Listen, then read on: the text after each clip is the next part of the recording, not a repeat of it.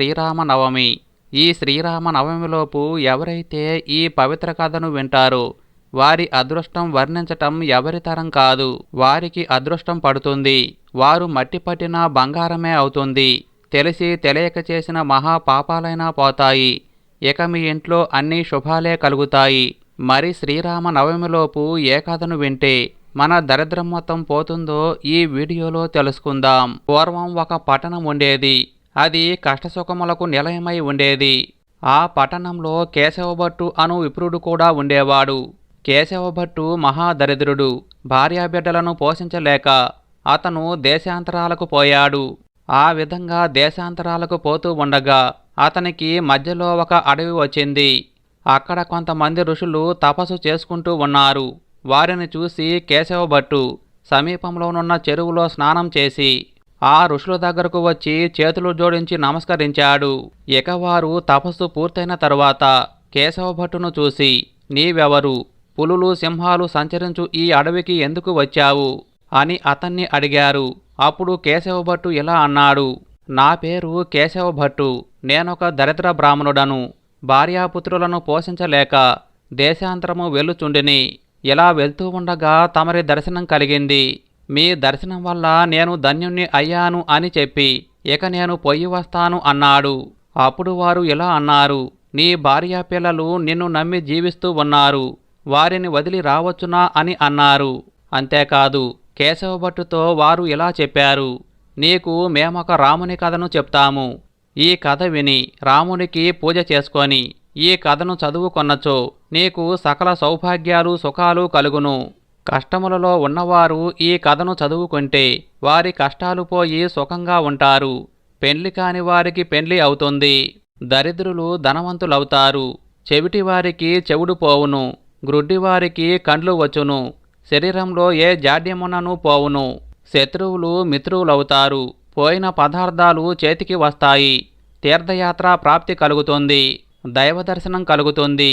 ఇహలోక సౌఖ్యములన్నీ పొందిన తరువాత వైకుంఠ ప్రాప్తి కలుగుతుంది.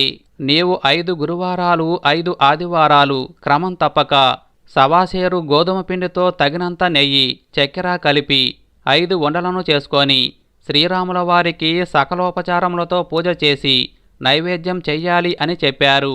అలా చెప్పి అతన్ని ఇంటికి పంపించారు. ఇక కేశవభట్టు ఇంటికి వెళ్ళేసరికి అతని ఇంట్లో ధనధాన్యాలు తులతూగుతూ ఉన్నాయి.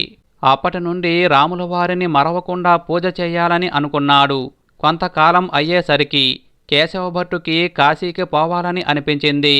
ఇక కుమారుడైన నారాయణ భట్టుని పిలిచి ఇలా చెప్పాడు, చూడు నాయనా, నేను కాశీకి వెళ్ళాలని అనుకుంటున్నాను. నీవు రాముల వారిని మరవవద్దు అని చెప్పి కాశీకి ప్రయాణమయ్యాడు. ఇలా ఉండగా ఒకరోజు నారాయణ భట్టు స్నానం చేసి మడి కట్టుకొని రాముల వారికి పూజ చేసి అతని తల్లిని కథ వినటానికి రమ్మని పిలిచాడు. దానికి ఆమె ఇలా అంటుంది, కథ వద్దు, కారణము వద్దు, ముందు నీవు భోజనం చేసి వెళ్ళు అంటుంది. ఇక సాయంత్రమైన తరువాత మంగళహారతి ఇచ్చి తిరిగి అమ్మను పిలవగా ఆమె ఎలా అంటుంది, నేనిప్పుడు పాలు కాచి తోడు వేయాలి, బంగారం వెండి ఆభరణాలు దాచుకోవాలి అని చెప్పింది. ఇక కొడుకు నారాయణ భట్టు ఇలా అనుకున్నాడు, ఈమెకు దరిద్రకాలం సంభవించుచున్నది అని అనుకున్నాడు. ఇక అలానే పనుకొని నిద్రపోయాడు. తెల్లవారేసరికి ధనధాన్యాలన్నీ దొంగలు అపహరించారు. తినటానికి కూడా ఇంట్లో ఏమీ లేకుండా ఉండెను.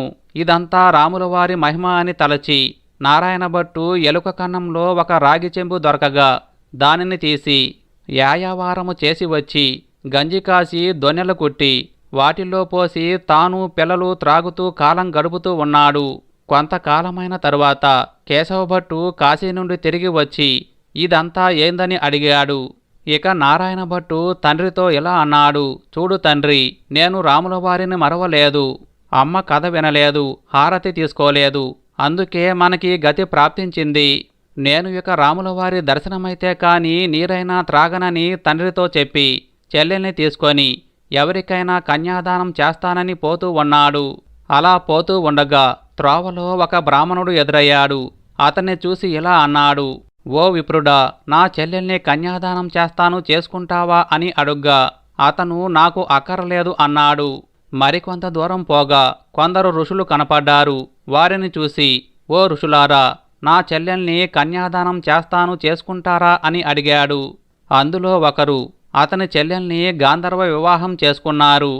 ఇక నారాయణ భట్టు మరలా పోతూ ఉండగా ఒక తులసికోట వద్ద ఒక తల్లి విచారంగా కూర్చొని ఉంది.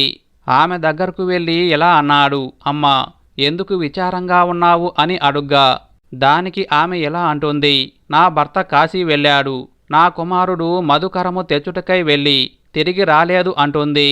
అప్పుడు నారాయణ భట్టు ఇలా అన్నాడు, నేను నీకు రాములవారి కథ చెప్తాను, రాములవారికి పూజ చేసి ఈ కథను చదువుకో అని చెప్పాడు. ఇది నువ్వు చేస్తే నీ భర్త తిరిగి వస్తాడు, నీ కుమారుడు రాజవుతాడు అని పలికాడు. ఇక ఆమె నారాయణ భట్టు చెప్పినట్లు చేసింది. ఇలా ఉండగా ఆ ఊరి రాజు హఠాత్తుగా చనిపోయాడు. రాజ్యం కొరకు ప్రజలు పోట్లాడుకుంటున్న సమయంలో ఆమె కుమారుడు జోలీ వేసుకుని వస్తూ ఉన్నాడు. ఇక ఆ ఊరి ప్రజలు రాజును ఎన్నుకోవటానికి పట్టపుటేనుగును అలంకరించి ఇష్టం వచ్చిన వారి మెడలో పూలహారము వెయ్యమని పంపారు.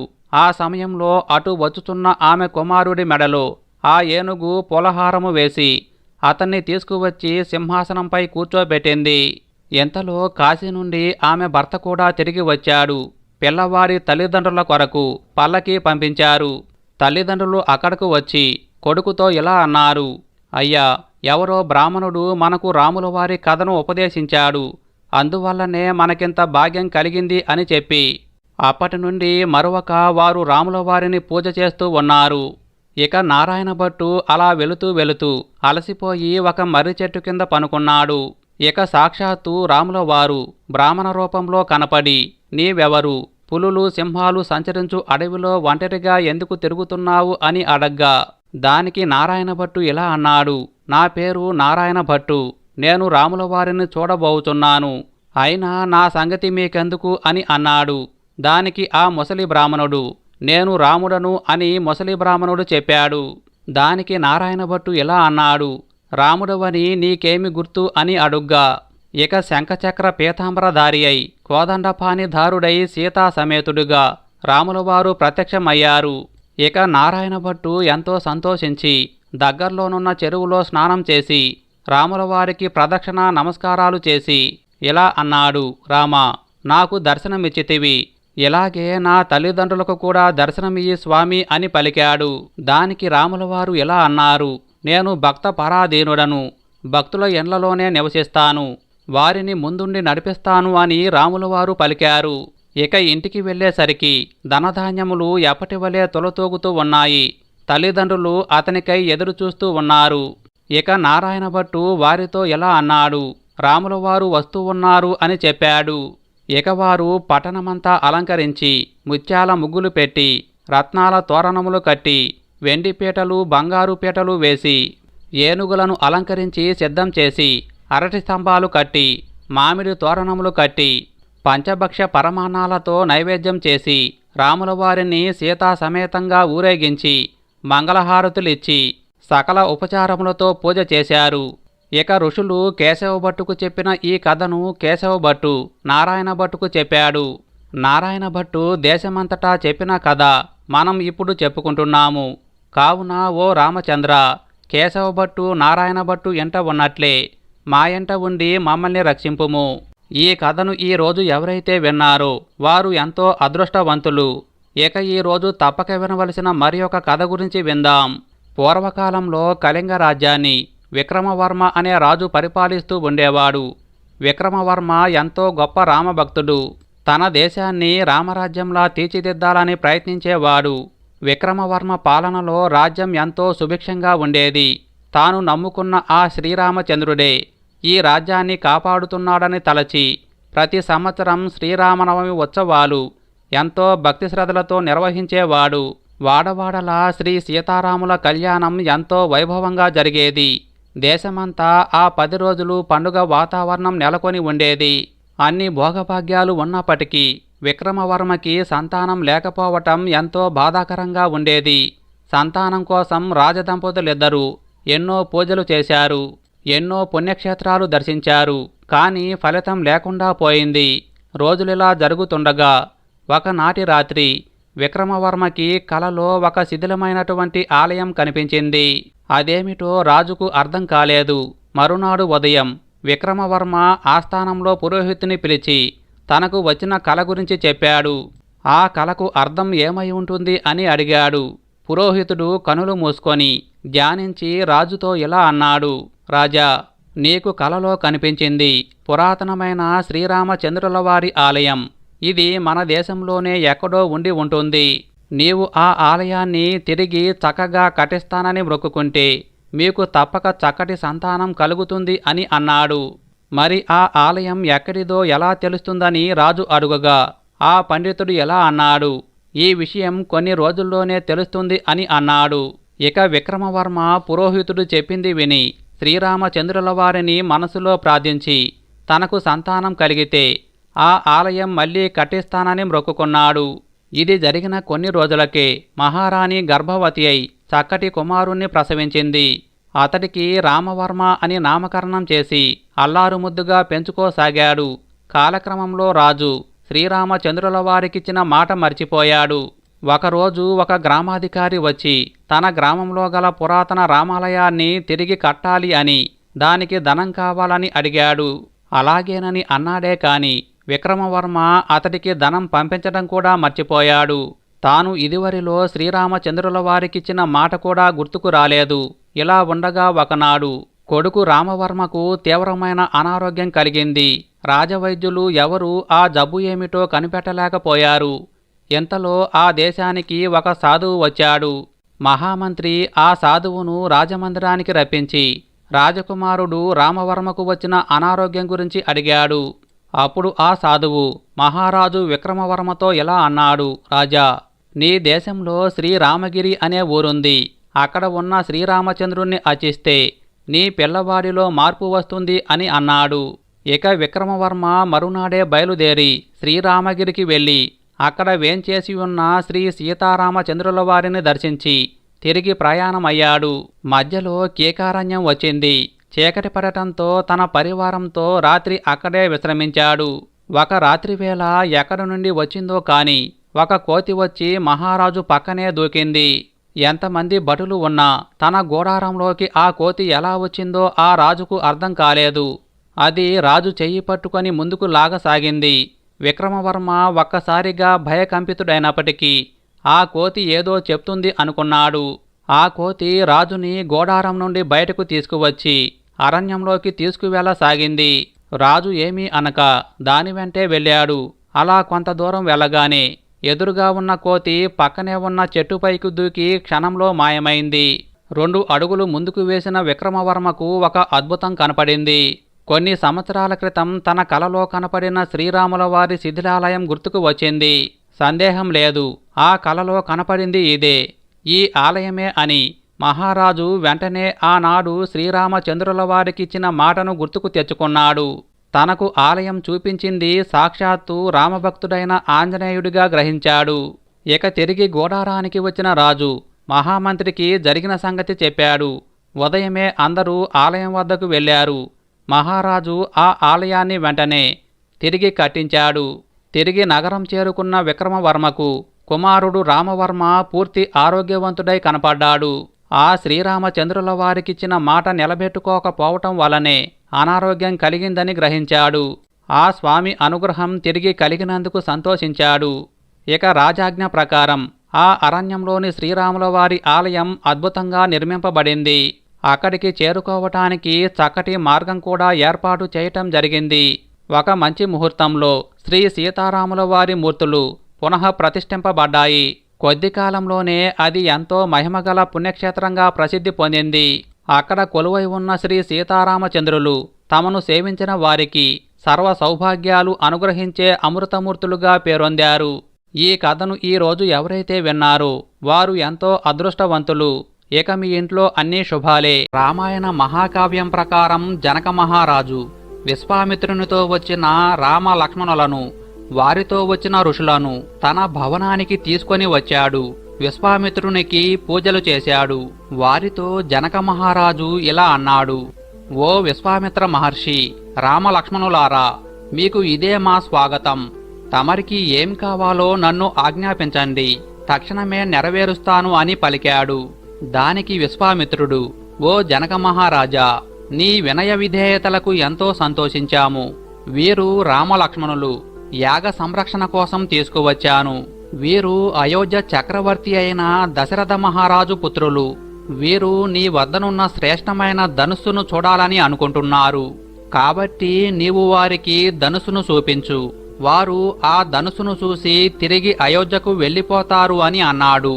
అప్పుడు జనక మహారాజు విశ్వామిత్రునితో ఇలా అన్నాడు, ఓ విశ్వామిత్ర మహర్షి, వారికి ఆ ధనుస్సును చూపించే ముందు ఆ ధనుస్సు గురించి వివరిస్తాను. ఆ ధనుస్సు శివధనుస్సు.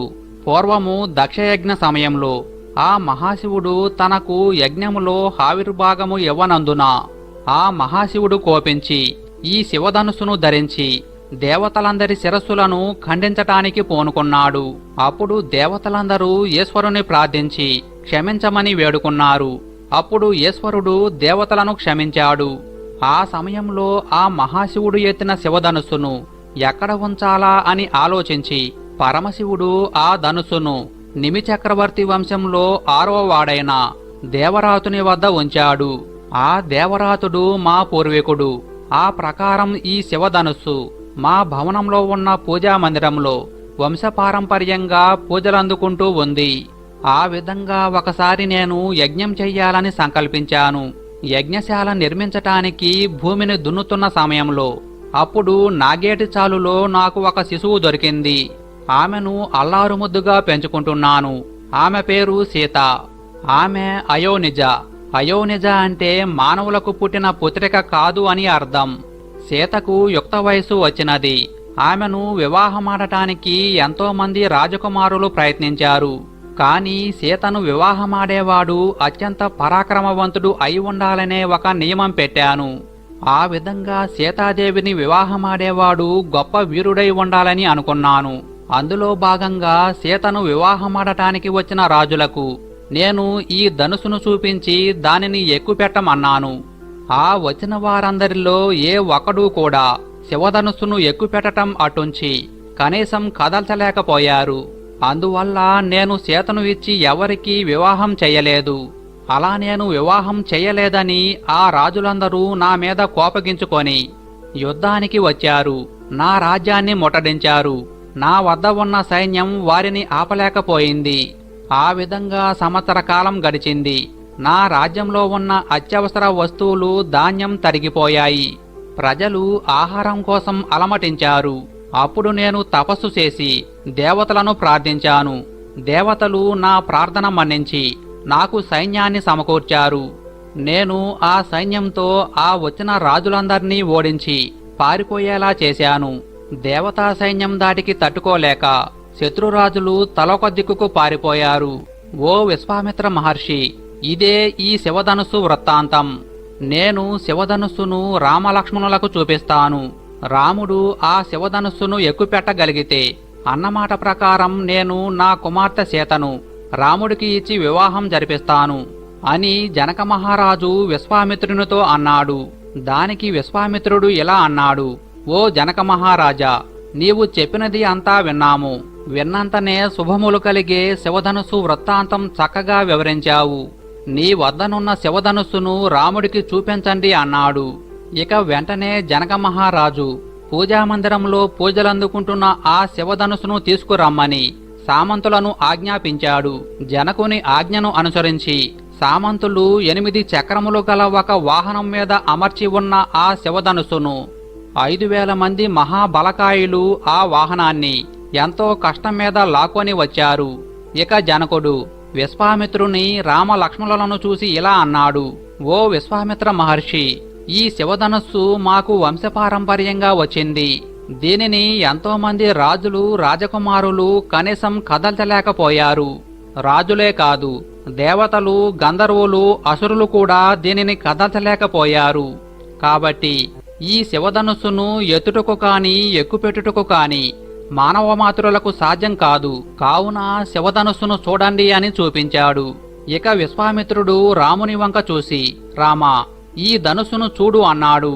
విశ్వామిత్రుని మాటలు విన్న రాముడు, అలానే మహాత్మా, తమరు చెప్పినట్లు నేను ఆ శివధనుస్సు ఉన్న పేటికను తెరిచి ఆ శివధనుస్సును చూస్తాను, తాకుతాను.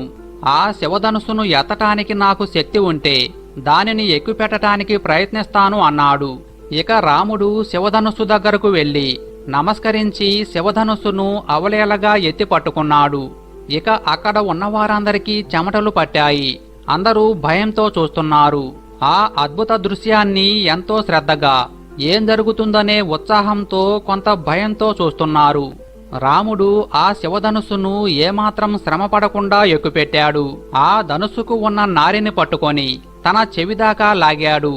ఆ శివధనుస్సు వంగింది. అంతలో పెడేల్మని పెద్ద శబ్దం వచ్చి మధ్యకు శివధనుస్సు విరిగిపోయింది. ఆ శివధనుస్సు విరిగినప్పుడు వచ్చిన శబ్దం 1,00,000 పిడుగులు ఒకేసారి పడితే ఎంత శబ్దం వస్తుందో అంత భయంకరమైన శబ్దం వచ్చింది. ఆ శబ్దానికి భూమి కంపించింది. ఆ శబ్దానికి అక్కడ ఉన్న వారంతా కిందపడి మూర్ఛపోయారు. ఇదంతా తనకు ముందే తెలుసు అన్నట్లు విశ్వామిత్రుడు ఆ దృశ్యాన్ని శ్రద్ధగా చూస్తున్నాడు. ఇక జనక మహారాజు ఎంతో ఆశ్చర్యంతో అలా చూస్తుండిపోయాడు. ఇక ఆనందంతో విశ్వామిత్రునితో ఇలా అన్నాడు: ఓ మహర్షి, దశరథుని కుమారుడైన శ్రీరాముని వీరత్వాన్ని, బల పరాక్రమాన్ని ప్రత్యక్షంగా చూశాను. ఆ దృశ్యం చూసి నా ఒళ్ళు గగురు పొడిచింది. మనసంతా ఆశ్చర్యంతో నిండిపోయింది. ఇది కళ నిజమా అని నమ్మలేకపోతున్నాను. ఇది అత్యద్భుతం, ఊహకందని దృశ్యం. అనుకున్న మాట ప్రకారం నా కుమార్తె సీత దశరథపుత్రుడు రాముని వివాహమాడి మా వంశమునకు కీర్తి ప్రతిష్టలు తీసుకురాగలదని విశ్వసిస్తున్నాను. నా ప్రాణ సమానమైన నా కుమార్తె సీతను రామునికి మనస్ఫూర్తిగా సమర్పిస్తాను. ఓ విశ్వామిత్ర మహర్షి, తమరు ఆజ్ఞాపిస్తే మా మంత్రులు వెంటనే అయోధ్యకు పోయి రామలక్ష్మణులు తమరి సంరక్షణలో సుఖంగా ఉన్నారని తెలిపి శివధనుస్సు విరిచిన సంగతి, నేను నా కుమార్తె సీతను రామునికి ఇచ్చి వివాహం చేయు సంకల్పం గురించి వివరంగా చెప్పి దశరథ మహారాజును బంధుమిత్ర సపరివార సమేతంగా మిథులా నగరానికి తీసుకుని రాగలరని పలికాడు. దానికి విశ్వామిత్రుడు సరేనని అన్నాడు. వెంటనే జనక మహారాజు మంత్రులను అయోధ్యకు పంపించాడు. ఆ మంత్రులు దశరథ మహారాజు దగ్గరకు వెళ్లి, దశరథ మహారాజా, మీకు జయం కలుగుగాక. మేము మిథిలాధిపతి అయిన జనక మహారాజు వద్ద నుండి దూతలుగా వచ్చాము. తమరి కుమారులు విశ్వామిత్రుని వద్ద సుఖంగా ఉన్నారు. తమరి కుమారుడైన రాముడు తరతరాలుగా మా గృహంలో పూజలందుకుంటున్న శివధనుస్సును అవలేలగా ఎక్కుపెట్టి మధ్యకు విరిచి లోకానికే తన పరాక్రమాన్ని చాటాడు. ఇక జనక మహారాజు ప్రతిజ్ఞ ప్రకారం తమరి కుమారునికి సీతను ఇచ్చి వివాహం చేయుటకు అనుజ్ఞ ఇవ్వవలసిందిగా ప్రార్థిస్తున్నానని, మా మాటను తమ మాటగా చెప్పమని జనక మహారాజు ప్రార్థించారు. తమరు బంధువులు, మిత్రులు, పురోహితులతో కలిసి మిథులా నగరానికి విచ్చేయవలసిందిగా కోరుతున్నాము. తమరు మిథులా నగరానికి వచ్చి శ్రీరాముని వివాహ మహోత్సవాన్ని జరిపింపవలసిందిగా ప్రార్థిస్తున్నామని దశరథ మహారాజుకి దూతలు సందేశాన్ని మనవి చేశారు. అంతటా దశరథుడు ఎంతో సంతోషించి వశిష్ఠుని, మహర్షులను, పురోహితులను పిలిపించి, జనక మహారాజుతో సంబంధం మీ అందరికీ ఇష్టమైతే మనం జనక మహారాజు పురానికి వెళ్దామన్నారు. దానికి ఋషులంతా ఏకకంఠంతో జనకునితో సంబంధం తమకు ఇష్టమని చెప్పారు. దానికి దశరథుడు ఎంతో సంతోషించి రేపే ప్రయాణమన్నాడు. ఆ విధంగా దశరథ మహారాజు మిథులా నగరానికి చేరగానే జనక మహారాజు స్వాగతం పలికాడు. ఇక జనక మహారాజు దశరథునితో ఇలా అన్నాడు: ఓ దశరథ మహారాజా, రేపు నేను తలపెట్టిన యజ్ఞం పూర్తి అయిన తరువాత వివాహ మహోత్సవ కార్యక్రమం జరుపుటకు అనుమతి ఇవ్వండి అన్నాడు. దానికి దశరథ మహారాజు: ఓ జనక మహారాజా, తమరు కన్యాదాతలు. తమరు కన్యాదానం చేస్తేనే కదా మేము కన్యను స్వీకరించేది. కాబట్టి కన్యాదాన ముహూర్త నిర్ణయం మీదే. తమరు ఎలా చెప్తే అలానే చేద్దామన్నాడు. ఆ విధంగా యజ్ఞం పూర్తి అయ్యాక ఒక శుభముహూర్తాన ఈ చైత్రశుద్ధ నవమి రోజే జనక మహారాజు రామునితో ఇలా అన్నాడు: ఓ రామా, ఈమె నా కుమార్తె సీత. నీకు సహధర్మచారినిగా కావటానికి సిద్ధంగా ఉంది. ఈమెను స్వీకరించు. నీ చెయ్యితో నా కుమార్తె సీత చెయ్యిని గ్రహింపుము, పాణిగ్రహణము చేయుము. ఓ రామా, ఈమె పతివ్రతయై నిన్ను ఎల్లప్పుడూ నీడవలే వెనంటి ఉండగలదు అని పలుకుతూ జనక మహారాజు సీత చేతిని రామునికి అందించి జలమును వదిలాడు, కన్యాదానం చేశాడు. ఆ సమయంలో ఆకాశం నుండి దేవతలు దుందుబులు మోగించారు, పూలవర్షం కురిపించారు. ఆ ప్రకారం సీతారాముల కళ్యాణం వైభవంగా జరిపించాడు జనకుడు. తరువాత లక్ష్మణుడు ఊర్మిళ చేతిని, భరతుడు మాండవి చేతిని, దశరథుని కుమారులు నలుగురు తమ భార్యల చేతులను పట్టుకొని అగ్నికి నమస్కారం చేశారు.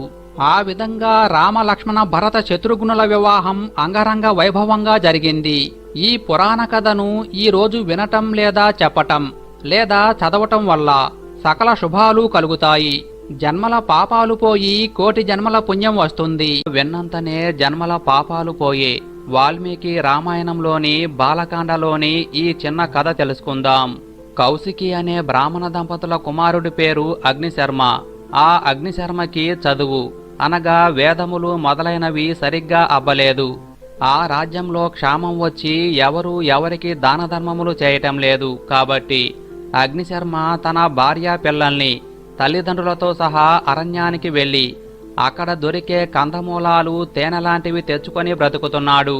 చదువు సరిగ్గా అబ్బనందున అక్కడ ఉండే దొంగలతో స్నేహం చేసి దొంగతనాలు చేయటం ప్రారంభించాడు. ఒకసారి అటుగా వెళ్తున్న కొంతమంది మహర్షులను ఆపి, మీ దగ్గర ఉన్నది ఇవ్వండి, లేకపోతే చంపుతాను అన్నాడు. ఆ మహర్షులలో ఉన్న అత్రి మహర్షి, నువ్వు ఈ దొంగతనాలు ఎందుకు చేస్తున్నావు అని అగ్నిశర్మని అడిగాడు. దానికి అగ్నిశర్మ ఇలా సమాధానం చెప్పాడు, నన్ను నమ్ముకున్న నా భార్యను, నా తల్లిదండ్రులను, నా కుమారులను పోషించటానికి అని చెప్పాడు. దానికి అత్రి మహర్షి ఇలా అన్నాడు, అలా అయితే నువ్వు ఎప్పటిదాకా చేసిన ఈ దొంగతనాల వల్ల కలిగిన ఈ పాపాలన్నీ నీ కుటుంబ సభ్యులలో ఎవరన్నా పంచుకుంటారేమో అడిగిరా అని అత్రి మహర్షి అన్నాడు. ఇక అగ్నిశర్మ ఇంటికి వెళ్లి కుటుంబ సభ్యుల్ని అడిగాడు. దానికి వారు ఇలా సమాధానం చెప్పారు, మమ్మల్ని పోషించటం నీ కర్తవ్యం, కాబట్టి నువ్వు మమ్మల్ని పోషించాలి. నువ్వు తెచ్చావు, మేము అనుభవిస్తున్నాము. అంతేకాని ఎలా తెచ్చావు అన్నదానికి ఇచ్చే ఫలితాన్ని నువ్వే అనుభవించాలి అని అన్నారు శర్మ కుటుంబ సభ్యులు. ఆ కుటుంబ సభ్యుల మాటలకు అగ్నిశర్మకు చాలా బాధ కలిగి మళ్ళీ ఆ ఋషుల దగ్గరకు వచ్చి నా పాపాలను పోగొట్టుకునే మార్గం చెప్పమన్నాడు. దానికి అత్రి మహర్షి ధ్యానం చెయ్యమని చెప్పి వెళ్ళిపోయాడు. సరిగ్గా 13 సంవత్సరాల తరువాత ఆ మహర్షులు ఇదే దారిలో తిరిగి వస్తుంటే అక్కడ ఒక పెద్ద పుట్ట కనిపించింది. ఎంతో ధ్యానంలో ఉన్న అగ్నిశర్మ మీద పుట్టలు పెరిగాయి. తన మీద పుట్టలు కట్టినా తెలియని స్థితిలో ఉన్నాడు కాబట్టి ఆయన్ని వాల్మీకి అని పిలిచి బయటకు రమ్మన్నారు. వల్మీకము అంటే పుట్ట, అందుకే ఆయన్ని వాల్మీకి అని పిలుస్తారు. అప్పుడు ఆ మహర్షులు ఆయన్ని ఉత్తర దిక్కుకు వెళ్లి భగవంతుణ్ణి ధ్యానం చేయమన్నారు. అప్పుడు వాల్మీకి మహర్షి కుశస్థలి అనే ప్రదేశానికి వెళ్లి పరమశివుడి గురించి ఆరాధన చేశాడు. అప్పుడు ఆయనకి విష్ణు కథ రాయగలిగే అదృష్టాన్ని బ్రహ్మగారు ఇచ్చారు. ఆ విధంగా ఆయనకు త్రిమూర్తుల అనుగ్రహం లభించింది. ఆ తరువాత వాల్మీకి మహర్షి ఎంతో చక్కగా రామాయణాన్ని రాశారు. ఈ కథను విన్నంతనే సకల పాపాలు పోతాయి, కోటి జన్మల పుణ్యం వస్తుంది. విన్నంతనే సకల శుభాలు కలిగే ఈ పవిత్ర కథను తెలుసుకుందాం. సుగ్రీవుడు రామునితో ఇలా అంటాడు, రామ, నా అన్న వాలి నన్ను రాజ్యభ్రష్టుని చేశాడు, నా భార్యను అపహరించాడు. వాలికి భయపడి నేను ఈ ఋష్యముఖ పర్వతం మీద నివసిస్తున్నాను అని సుగ్రీవుడు రామునితో పలికాడు. దానికి రాముడు సుగ్రీవునితో ఇలా అన్నాడు, మిత్రమా సుగ్రీవా, వాలిని చంపటానికి తగిన కారణం దొరికింది. నా బాణములతో వాలిని చంపుతాను. వాలి నా కంట పడనంత వరకే జీవించి ఉంటాడు. వాలిని చంపి నిన్ను మరలా కిష్కిందకు రాజుగా చేస్తాను. నీ భార్య నిన్ను చేరుకుంటుంది. నా మాట నమ్ము అని అన్నాడు రాముడు. తనలో సంతోషాన్ని వృద్ధి చెందేటట్లు రాముడు పలికిన మాటలకు సుగ్రీవుడు ఎంతో ఆనందించాడు. ఇక సుగ్రీవుడు రామునితో ఇలా అన్నాడు, రామా, నాకు మాత్రం తెలియదా, నీకు కోపం వస్తే ముల్లోకములనే భస్మం చేయగల శక్తి సామర్థ్యం నీకు ఉంది. కాని వాలికి ఎంత పౌరుషము పరాక్రమము ఉందో తెలుసుకొని దానికి తగ్గట్టుగా చెయ్యమని నా కోరిక. వాలి సూర్యోదయానికి ముందే లేచి ఏమాత్రం శ్రమ లేకుండా 4 సముద్రములకు వెళ్లి సంధ్యావందనం చేస్తాడు. వాలి పర్వతములు ఎక్కి పెద్ద పెద్ద రాళ్లను బంతులు మాదిరిగా పైకి ఎగరవేసి ఆడుకుంటూ ఉంటాడు. వాలి తన బల ప్రదర్శన కోసం పెద్ద పెద్ద వృక్షములను పెకిలించి వేస్తూ ఉంటాడు. పూర్వం దుందుబి అనే రాక్షసుడు ఉండేవాడు. వాడు మహాబలవంతుడు, పెద్ద కొండ వంటి శరీరం కలవాడు, గర్వమునే మదించిన వాడు. వాడు ఒకసారి సముద్రుని వద్దకు పోయి తనతో యుద్ధానికి రమ్మని సముద్రుణ్ణి పిలిచాడు. సముద్రుడు ఆ రాక్షసునితో ఇలా అన్నాడు, ఓ దుందుబి, నేను నీతో యుద్ధం చేయలేను, కాని నీతో యుద్ధము చేయగల వీరుడు గురించి చెప్తాను. హిమవంతుడు అనే పర్వతరాజు ఉన్నాడు. ఆయన సాక్షాత్తు ఆ మహాశివుడికి మామగారు. ఆయన ఎంతోమంది మునులకు ఋషులకు తపస్సు చేసుకోవటానికి ఆశ్రయం ఇచ్చాడు. నీతో యుద్ధం చేయుటకు ఆయన సమర్థుడు అని సముద్రుడు చెప్పాడు. సముద్రుడు తనకు లొంగిపోయాడనే గర్వంతో దుందుబి హిమవంతుని వద్దకు వెళ్ళాడు.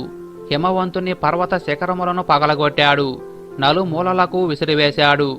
అప్పుడు హిమవంతుడు దుందుబితో ఇలా అన్నాడు, ఎందుకు నా శిఖరములను ధ్వంసం చేస్తావు? నా శిఖరముల మీద ఎంతోమంది మునులు ఋషులు తపస్సు చేసుకుంటున్నారు. వారి తపస్సుకు ఆటంకం కలిగించకు. నేను సాత్వికుడను, నాకు యుద్ధం చేయటం చేతకాదు అని అన్నాడు. ఆ మాటలకు దుందుబి ఇలా అన్నాడు, నీవు నాతో యుద్ధం చేయగలవనే నీ దగ్గరకు వచ్చాను. నీవు నాతో యుద్ధం చెయ్యి, లేకపోతే నాతో యుద్ధం చేయగల పరాక్రమవంతుడు ఎవరో చూపించు అని అన్నాడు. ఓ దుందుబి, ఇంద్రుడు కుమారుడు, కిష్కింధకు రాజ్యాధిపతి, అమిత ప్రతాపవంతుడు, వాలి నామధేయుడు ఉన్నాడు. అతడు నీతో యుద్ధం చేయగల సమర్థుడు. వెంటనే అతని వద్దకు పోయి అతనితో యుద్ధం చెయ్యి.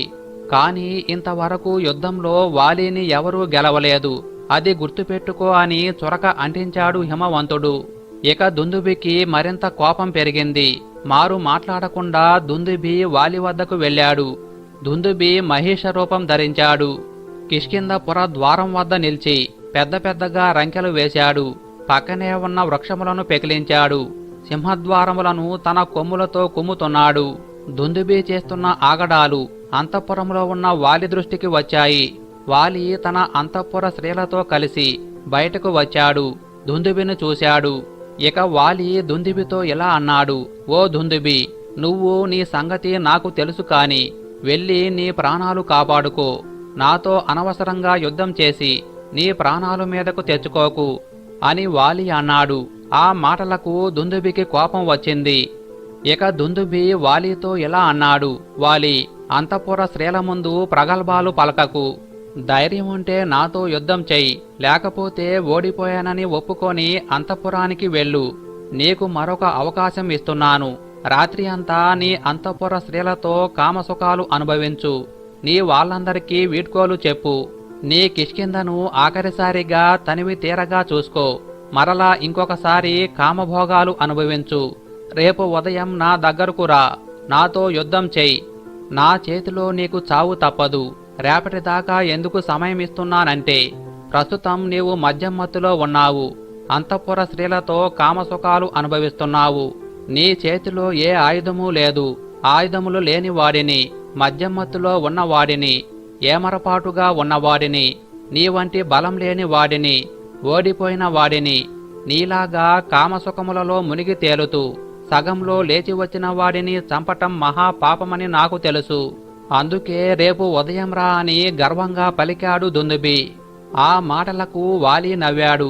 తనతో ఉన్న అంతఃపుర కాంతలను లోపలికి పంపాడు. దుందుబి వద్దకు వచ్చాడు. నేను మద్యం మత్తులో లేను. యుద్ధం చేసే ముందు మద్యం సేవించటం నా ఆచారం. అదే నేను చేశాను. నాతో యుద్ధానికి రా అని దుందుబిని యుద్ధానికి పిలిచాడు. తన తండ్రి దేవేంద్రుడు తనకు ఇచ్చిన మాలను మెడలో వేసుకున్నాడు. దుందుబిని రెండు కొమ్ములు పట్టుకున్నాడు. దుందుబిని పట్టుకొని గిరగిరా తిప్పి నేలకేసి కొట్టాడు. దాంతో దుందుబికి దిమ్మ తిరిగింది. చెవుల నుండి రక్తం కారింది. పైకి లేచి వాలిని పట్టుకున్నాడు. వాలికి దుందుబికి ఘోర యుద్ధం జరిగింది.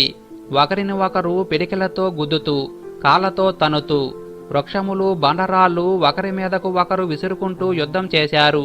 యుద్ధం చేసే కొద్దీ దుందుబి బలం తగ్గుతూ ఉంది. వాలి బలం పెరుగుతూ ఉంది. వాలి దుందుబిని పైకి ఎత్తి నేల మీద పడవేసి తొక్కుతున్నాడు. దుందుబి యొక్క నవరంధ్రముల నుండి రక్తం ధారలుగా కారిపోతూ ఉంది. వాలి బలానికి తట్టుకోలేక దుందుబి ప్రాణాలు విడిచాడు. వాలి దుందుబి శరీరాన్ని రెండు చేతులతో పైకి ఎత్తి 1 యోజనం దూరంలో విసిరి పడవేశాడు. ఆ విధంగా విసిరివేయటంతో దుందుబి శరీరం నుండి కారిన రక్తం మతంగాశ్రమం మీద చల్లినట్లు పడింది. ఆ రక్తపు బిందువులను చూసిన మతంగ మహర్షి కోపించాడు. ఈ రక్తం చల్లినవాడు ఎవడా అని చూశాడు. మహర్షికి దున్నపోతు రూపంలో చచ్చిపడి ఉన్న దుందుబి మృతకళేబరం కనిపించింది. ఆ మహర్షి తన తపోబలంతో ఆ పని చేసిన వాడు వాలి అని గ్రహించాడు.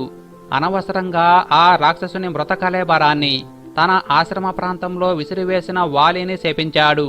నా ఆశ్రమ ప్రాంతంలో ఈ రాక్షసుని శరీరాన్ని విసిరి నా ఆశ్రమంలోని వృక్షములను నాశనం చేసి ఈ దుష్టుని రక్తంతో కలుషితం చేసిన వాలి నా ఆశ్రమ ప్రాంతంలోకి కాని నా ఆశ్రమమునకు 1 యోజనము విస్తీర్ణంలో కాని ప్రవేశించకూడదు. అలా ప్రవేశిస్తే వెంటనే మరణిస్తాడు. అంతేకాదు, ఎప్పటిదాకా ఈ అరణ్యంలో నివసించుచున్న వాలి అనుచరులు వానరులు తక్షణమే ఈ వనమును విడిచిపెట్టి వెళ్ళవలెను. నేను ఈ ఆశ్రమమును, ఈ ఆశ్రమంలోని వృక్షములను, లతలను కన్న బిడ్డల వలె కాపాడుకుంటూ ఉన్నాను. ఈ వృక్షములను, లతలను వానరులు పాడు చేస్తూ ఉన్నారు. కాబట్టి వానరజాతి అంతా ఈ ప్రాంతమును విడిచిపెట్టి వెళ్ళాలి. వారికి 1 రోజు గడువు ఇస్తున్నాను. 1 రోజులోగా వానరులందరూ వెళ్ళకపోతే వారిని కూడా శపించవలసి వస్తుంది. రేపటి నుండి నా కంటబడిన వానరుడు శిలైపోతాడు అని వాలికి శాపం ఇచ్చాడు మతంగ మహర్షి. ముని శాపం విషయం తెలుసుకొని వానరులు మతంగ మహర్షి వనమును విడిచిపెట్టి వాలి వద్దకు వెళ్లారు. వారందర్నీ చూసి వాలి ఇలా అన్నాడు, మీరంతా ఇక్కడకు ఎందుకు వచ్చారు? మీరు క్షేమమే కదా అని అడిగాడు. అప్పుడు వానరులు వాలికి మతంగ మహర్షి ఇచ్చిన శాపం గురించి చెప్పారు. వెంటనే వాలి పరుగు పరుగున మతంగముని వద్దకు వెళ్ళాడు. ఆయన కాళ్ళ మీద పడి క్షమించమని ప్రార్థించాడు. కాని మహర్షి కనికరించలేదు. ఆనాటి నుండి వాలి శాపగ్రస్తుడయ్యాడు. ఈ ఋష్యముఖ పర్వతం మీదకు వచ్చుటకు కాని, కనీసం ఈ పర్వతము వంక కన్నెత్తి చూచుటకు కాని భయపడేవాడు. నా అన్న వాలి ఎక్కడకు రాలేడని తెలిసి నేను ఇక్కడ నివాసం ఏర్పరచుకొని నిర్భయంగా జీవిస్తున్నాను. కాబట్టి రామా, అదుగో ఆనాడు వాలి విసిరిన దుందుబి అస్థిపంజరం కొండవలే ఎలా పడి ఉన్నదో చూడు. మిత్రమా రామా, వాలి గురించి, అతని బల పరాక్రమం గురించి నీకు వివరంగా చెప్పాను. అటువంటి వాలిని నీవు చంపగలవా? ఆలోచించుకో అని రాముని మనసులో సందేహాన్ని రేకెత్తించాడు సుగ్రీవుడు. ఆ మాటలు విని లక్ష్మణుడు నవ్వాడు. ఓ సుగ్రీవా, నీవు చెప్పావు సరే. ఇప్పుడు రాముడు ఏమి చేస్తే నీవు రాముడు వాలిని చంపగలడు అని నమ్మగలవు అని అడిగాడు. అప్పుడు సుగ్రీవుడు తన మనసులోని మాట బయట పెట్టాడు. రామా, పూర్వం వాలి ఈ సాలవృక్షములు 7 అటూ ఇటూ ఊపేవాడు అని చెప్పాను కదా. రాముడు తన బాణములతో ఈ సాలవృక్షములలో ఒకదానిని పడగొట్టగలిగితే రాముడు వాలిని చంపగలడు అని నమ్మటానికి అవకాశం ఉంది. పోనీ రాముడు అక్కడ ఉన్న దుందుబి అస్థిపంజరమును తన కాలితో ఎత్తి 200 ధనుసుల ప్రమాణములు అవతల విసరగలిగితే అప్పుడు కూడా రాముడు వాలిని చంపగలడు అని నమ్ముతాను అని అన్నాడు సుగ్రీవుడు. రాముడు సుగ్రీవుడు చెప్పిన మాటలు అన్నీ శ్రద్ధగా విన్నాడు. మిత్రమా సుగ్రీవా, నీవు నా మీద నమ్మకం పెట్టు. నీకు నా పరాక్రమం మీద నమ్మకం లేకుంటే నేను నీకు నమ్మకం కలిగేటట్లు చేస్తాను అని అన్నాడు. వెంటనే దుందుబి అస్థిపంజరం వద్దకు వెళ్ళాడు. తన కాలి బొటన వేలితో ఆ అస్థిపంజరమును 10 యోజనముల దూరం పడేటట్లు విసిరాడు. అది చూసిన సుగ్రీవునికి మనస్సులో మరొక సందేహం కలిగింది. రామునితో ఎలా అన్నాడు, మిత్రమా, వాలి కళేబరం విసిరినప్పుడు ఇది పూర్తిగా రక్తమాంసములతో బరువుగా ఉండేది. ఇప్పుడు ఎండిపోయి అస్థిపంజరంగా మారింది. తన మునుపటి బరువును కోల్పోయింది. దీనిని బట్టి నీ బలం అధికమా, వాలి బలం అధికమా అని నిర్ణయించలేం కదా. అందుకని నీవు ధనుసుకు బాణం సంధించి ఆ సాలవృక్షమును కొట్టినచో నాకు నమ్మకం కలుగుతుంది. ఈ ఒక్క పని చేసి నాలో ఉన్న సందేహమును తొలగించు అని తన మనసులో ఉన్న సందేహమును బయటపెట్టాడు సుగ్రీవుడు. సుగ్రీవుని మాటలు విన్న రాముడు అతని మనసులో ఉన్న సందేహమును నివారించాలని అనుకున్నాడు. మారు మాట్లాడకుండా తన ధనుసును చేత పట్టుకున్నాడు. శరమును సంధించాడు.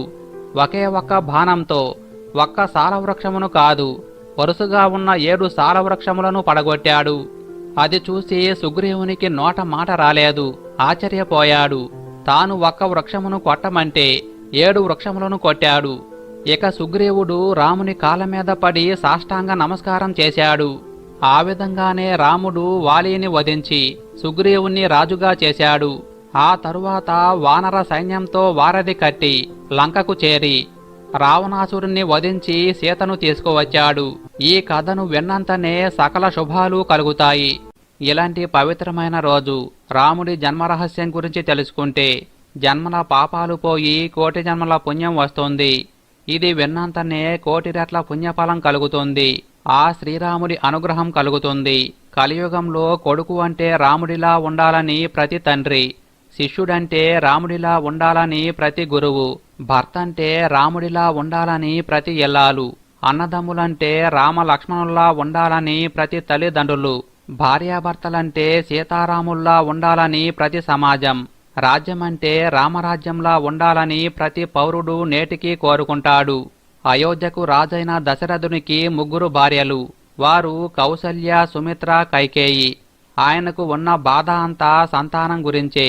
సంతానం లేకపోతే రాజ్యానికి వారసులు ఉండరని వశిష్ఠ మహాముని దశరథ మహారాజుతో పుత్ర కామేష్టి యాగం చెయ్యమని సలహా ఇస్తాడు. అదేవిధంగా ఋష్యశృంగ మహామునికి యజ్ఞాన్ని నిర్వహించే బాధ్యత అప్పచెప్పమన్నాడు. వెంటనే దశరథుడు ఆయన ఆశ్రమానికి వెళ్లి ఋష్యశృంగ మహామునిని తన వెంట అయోధ్యకు తీసుకువచ్చాడు. యజ్ఞం పూర్తయింది. ఆ యజ్ఞానికి తృప్తి చెందిన అగ్నిదేవుడు పాయసంతో నిండిన ఒక పాత్రను దశరథుడికి ఇచ్చి భార్యలకు ఇవ్వమన్నాడు. దశరథుడు అందులో సగభాగం మొదటి భార్య అయిన కౌసల్యకు, రెండవ సగభాగం చిన్న భార్య అయిన కైకేయికి ఇచ్చాడు. వారిద్దరూ వారి వాటాల్లో సగం మిగిల్చి రెండవ భార్య అయిన సుమిత్రకు ఇచ్చారు. కొద్ది కాలానికే వారు 3 గర్భం దాల్చారు. చైత్రమాసం 9వ రోజైన నవమి రోజు మధ్యాహ్నం కౌసల్య రాముడికి జన్మ ఇచ్చింది. అలాగే కైకేయి భరతుడికి, సుమిత్ర లక్ష్మణ శత్రుఘ్నులకు జన్మనిచ్చారు. ఈ విధంగా రామ లక్ష్మణ భరత శత్రుఘ్నులు అనే పేరు గల 4 కుమారులు జన్మించారు. శ్రీరాముడు ధర్మ సంస్థాపనార్థం అవతరించిన శ్రీ మహావిష్ణువు యొక్క 7వ అవతారం. శ్రీరాముడు రావణుణ్ణి అంతమొందించటానికి అవతరించాడు. రావణాసురుడు అనే రాక్షసుడు బ్రహ్మ వద్ద వరాలు పొంది దేవతలను జయించి మునులను వేధిస్తుంటాడు. రావణుడికి దేవ గంధర్వ యక్ష రాక్షసుల వల్ల చావు లేదు. దేవతల ప్రార్థన మన్నించిన శ్రీ మహావిష్ణువు రావణాసురుణ్ణి హతం చేయటానికి నరుడై జన్మించాడు. శ్రీ మహావిష్ణువు రాముడిగా, ఆదిశేషుడు లక్ష్మణుడిగా, శంఖచక్రములు భరత శత్రుఘ్నులుగా అవతరించారు. శ్రీ మహాలక్ష్మీదేవి సీతగా అయోనిజ అయి జనక మహారాజు ఇంట పెరుగుతూ ఉంటుంది. సీతా స్వయంవరంలో రాముడు శివుడి విల్లు విరిచి సీతకు వరుడైనాడు. ఒకనాడు రావణుడు కపట నాటకం పన్ని సీతాదేవిని లంకకు తీసుకువెళ్లాడు. తరువాత శ్రీరాముడు వానర సైన్యంతో కలిసి లంకకు సముద్రంపై వారధి కట్టి రావణాసురుడిపై భీకర యుద్ధం చేశాడు. రాముడు సంధించిన బ్రహ్మాస్త్రం నిప్పులు చిమ్ముతూ రావణాసురుడి గుండెలను చీల్చి సంహరించింది. దాంతో దేవతలందరూ సంతోషించారు. తరువాత సీతాదేవి అగ్నిలో ప్రవేశించి తన ధర్మనిరతిని లోకానికి నిరూపించింది. ఈ విధంగా సీత, రామ, లక్ష్మణులు సపరివారంగా అయోధ్యకు తిరిగి వచ్చారు. వైభవోపేతంగా సీతారాముల పట్టాభిషేకం జరిగింది. శ్రీరామనవమి హిందువులకు ఎంతో పవిత్రమైన పండుగ. ఈ పవిత్ర కథను విన్నంతనే సమస్త పాపములు నశిస్తాయి. ఎంతో పుణ్యాన్ని కలుగజేస్తుంది. ఆయుష్ వృద్ధి చెందుతుంది. పుత్ర పౌత్రాదులతో సకల శుభాలు కలుగుతాయి. ఆ పవిత్ర కథ ఏంటో ఇప్పుడు తెలుసుకుందాం. కార్తవీర్యార్జునుడు అనే రాజు మాహిష్మతి రాజ్యాన్ని పాలించే రాజు. అతను 1000 చేతుల బలంగల మహాపరాక్రమవంతుడు. భూలోకంలో రాజులందర్నీ జయించాలనే కోరికతో రావణాసురుడు ఒకప్పుడు మాహిష్మతికి వచ్చి మాహిష్మతి మంత్రులతో ఇలా అన్నాడు: నేను మీ కార్తవీర్యార్జునుణ్ణి ఓడించటానికి యుద్ధానికి వచ్చాను. వెళ్ళి మీ రాజుతో చెప్పండి అన్నాడు. ఆ మంత్రులు మహాబుద్ధిమంతులు. వారు రావణునితో ఇలా చెప్పారు: ఇప్పుడు మా రాజు పట్టణంలో లేడని చెప్పారు. అందువల్ల రావణుడు తిరిగి వింధ్యపర్వతం చేరుకొని పక్కన ఉన్న నర్మదా నదికి వెళ్లి చక్కగా స్నానం చేసి వచ్చి ఒక బంగారు శివలింగాన్ని ఇసుక మీద ప్రతిష్ఠించాడు. ఈలోగా అతని మంత్రులు సుగంధభరితమైన పుష్పాలను శివపూజ కోసం తెచ్చారు. రావణుడు శివలింగాన్ని అర్చించి కొంతసేపు గానం చేసి మరికొంతసేపు భక్తితో నాట్యం చేశాడు. ఆ సమయంలో కార్తవీర్యార్జునుడు 1000 మంది సుందరాంగులతో నర్మదా నదిలో జలకాలాడుతున్నాడు. ఆ జలకాలాటలలో కార్తవీర్యార్జునుడు ఎడమ దిశగా ప్రవహిస్తున్న నదిని తన చేతులతో ఆపివేశాడు. ఆ నదీ ప్రవాహం వెనక్కి మళ్ళీ రావణుడు పూజిస్తున్న శివలింగాన్ని, పూజా ద్రవ్యాల్ని ముంచెత్తింది. అది చూసిన రావణాసురుడు కారణం కనుక్కొని రమ్మని అనుచరుల్ని పంపాడు. వారు అక్కడకు వెళ్లి జరిగింది తెలుసుకొని రావణునితో చెప్పారు. రావణుడు అది తెలుసుకొని ఉగ్రరూపుడై సైన్యాన్ని తీసుకొని కార్తవీర్యార్జునుల మంత్రుల దగ్గరకు వెళ్లి రావణుడు యుద్ధం కోసం నిరీక్షిస్తున్నాడు, మీ రాజుతో చెప్పండి అన్నాడు. మంత్రులు నవ్వి, రావణ, యుద్ధానికి వేలాపాలా ఉండాలి. మా రాజుగారిప్పుడు జలక్రీడలో ఉన్నాడు. నీతో రేపు యుద్ధం చేస్తాడు. ఇప్పుడే కావాలంటే మాతో యుద్ధం చెయ్యి అన్నారు. ఇక రావణుని సైన్యమైన రాక్షసులు వారితో యుద్ధం చేసి కార్తవీర్యార్జునుని మంత్రులను చంపి తినేశారు. ఈ విషయాన్ని కార్తవీర్యార్జునుడికి భటులు తెలియజేశారు. ఇక కార్తవీర్యుడు నది నుండి బయటకు వచ్చి పెద్ద గద తీసుకొని తన భుజం మీద పెట్టుకొని కోపంతో యుద్ధరంగానికి వచ్చాడు. కార్తవీర్యుడు ముందుగా వెళ్లి రావణుని మంత్రిని గదతో శిరస్సుపై కొట్టాడు. దాంతో రావణుని మంత్రి అయిన ప్రహస్తుడు స్పృహ తప్పి పడిపోయాడు. అది చూసి మిగిలిన మంత్రులందరూ పారిపోయారు. ఇక రావణాసురుడు కార్తవీర్యార్జునునితో పోరాడాడు. రావణుడు కార్తవీర్యుడి మధ్య యుద్ధం అతి భీకరంగా జరిగింది. వాళ్ళిద్దరూ 2 పర్వతాలుగా, 2 ఏనుగుల్లా, 2 సింహాలుగా, 2 మేఘాలుగా యుద్ధం చేశారు. ఇక యుద్ధంలో ఒకరికొకరు ఏమాత్రం తీసిపోలేదు. ఇక కార్తవీర్యార్జునుడు రావణుణ్ణి తన సహస్ర బాహువులతో పట్టుకొని బంధించి ఉక్కిరిబిక్కిరి చేశాడు. దాంతో రావణుడు ఏం చేయలేక యుద్ధంలో ఓడిపోయాడు. ఇక కార్తవీర్యార్జునుడు రావణుణ్ణి గట్టిగా పట్టుకొని తన నగరానికి తీసుకొని పోయాడు. ఈలోపు రావణుని మంత్రి అయిన ప్రహస్తుడికి తెలివి వచ్చి తన రాజు బందీ అయినట్లు తెలుసుకొని కొంతమందిని తీసుకొని కార్తవీర్యునిపై ఎదిరించాడు. కాని కార్తవీర్యార్జునుడి ప్రతాపానికి తట్టుకోలేక పారిపోయారు. రావణుడు బందీ అయినట్లు తెలుసుకొని బ్రహ్మలోకం నుండి పులస్త్యుడు మాహిష్మతికి వచ్చాడు. కార్తవీర్యార్జునుడు పులస్త్యుణ్ణి పూజించి మీకు ఏం కావాలో ఆజ్ఞాపించండి అని అంటాడు. దానికి పులస్త్య బ్రహ్మ ఇలా అన్నాడు, కార్తవీర్య, ముల్లోకాలను గజగజలాడించిన రావణుణ్ణి నువ్వు ఓడించిన మహాపరాక్రమశాలివి. అతను నా మనుమడు కాబట్టి రావణుణ్ణి విడిచిపెడితే నేను సంతోషిస్తాను. ఇదే నేను కోరుకునేది అన్నాడు పులస్త్య బ్రహ్మ. ఆయన కోరిక మేర కార్తవీర్యుడు రావణుణ్ణి విడిచిపెట్టి నూతన వస్త్రాలతో, ఆభరణాలతో సత్కరించి పంపాడు. ఇక అవమానభారంతో రావణుడు లంకను చేరుకున్నాడు. పులస్త్యుడు బ్రహ్మలోకానికి వెళ్లిపోయాడు. కార్తవీర్యార్జునుడి చేతిలో ఓడిపోయిన రావణాసురుడికి ఇంకా బుద్ధి రాలేదు. తన ప్రతాపాన్ని ఎలా అయినా చూపాలి అని మహాబలసంపన్నుడైన వాలిని జయించాలనే కోరిక కలిగింది. ఇక కిష్కింద నగరానికి వెళ్లి మంత్రి తారకునితో ఇలా అన్నాడు, నేను వాలితో యుద్ధం చేసి మట్టుబెట్టాలి. ఎక్కడ ఉన్నాడు వాలి అన్నాడు. మంత్రి రావణునితో ఇలా చెప్పాడు, మా రాజు ఇప్పుడు కిష్కిందలో లేడు. అతను ప్రతిరోజు ప్రాతకాల సమయంలో 4 సముద్రాలలోనూ స్నానం చేసి యథావిధిగా సంధ్యావందన జపాదులు పూర్తి చేసుకొని తిరిగి వస్తాడు. కాబట్టి కొంచెం సేపు ఆగు. నేను నీ మంచి కోరే చెబుతున్నా. వాలితో యుద్ధం మంచిది కాదు. అతనితో పోరాడిన వీరులు అస్థిపంజరాలుగా ఎలా గొట్లగా పడి ఉన్నాయో చూడు. కాదు యుద్ధం చెయ్యాలి అంటావా? వెంటనే దక్షిణ సముద్రానికి వెళ్ళు. ఆయన ఈ సమయంలో అక్కడే ఉంటాడని చెప్పాడు. వరగర్వితుడైన రావణుడు వాళ్ళని కోతులనే చులకన భావంతో చూసి పుష్పక విమానం ఎక్కి సముద్రానికి వెళ్ళాడు. అక్కడ వాలి బంగారు మేనిఛాయతో ఉదయభానుడిలాగా ప్రకాశిస్తూ సంజోపాసన చేస్తున్నాడు. రావణుడు అతని వెనకాలే వెళ్లి పట్టుకుందామనే ఉద్దేశంతో ముందడుగు వేసి వాలిని సమీపించాడు. ఇదంతా గ్రహించిన వాలి హఠాత్తుగా రావణుణ్ణి వడిసి పట్టుకొని చంకలో ఇరికించుకొని ఒక్క ఊపుతో ఆకాశంలోకి ఎగిరిపోయాడు. వాలి మహావేగంతో పయనించి పశ్చిమ సముద్రం చేరుకున్నాడు. రావణుణ్ణి చంకలోనే పెట్టుకొని సముద్ర స్నానం చేసి సంజోపాసన ముగించుకొని ఉత్తర సముద్రానికి వెళ్లి అక్కడ కూడా రావణుణ్ణి చంకలో బంధించి అలానే చేసి తరువాత తూర్పు సముద్రంలో మునిగి కిష్కిందకు పయనమై సమీపంలో ఒక ఉపవనంలో రావణుణ్ణి కిందికి పడవేశాడు. ఇదంతా గమనించిన రావణుడు నన్ను చంకలో పెట్టుకొని 4 దిక్కుల్లో ఉన్న సముద్రాల్లో స్నానం చేశాడు. ఇక యుద్ధం చేస్తే ఓడిపోవటం ఖాయమని గ్రహించి వాలితో ఇలా అన్నాడు: వాలి, నీ శక్తి గొప్పది. నన్ను అవలేలగా చంకలో పెట్టుకొని 4 సముద్రాలు తిప్పావు. నీ అంత వీరుణ్ణి నేనెక్కడా చూడలేదు. ఈ క్షణం నుండి మనమిద్దరం స్నేహితులుగా కలిసిమెలిసి ఉందామన్నాడు. దానికి ఒప్పుకున్నాడు వాలి. ఆ తరువాత రామునితో కూడా రావణుడు వైరం పెట్టుకున్నాడు. రాముడు సకల ధర్మములు తెలిసినవాడు, సత్యమునే పలికేవాడు, ఎల్లప్పుడూ ప్రజల హితం కోరేవాడు, శరణు కోరిన వారిని రక్షించేవాడు.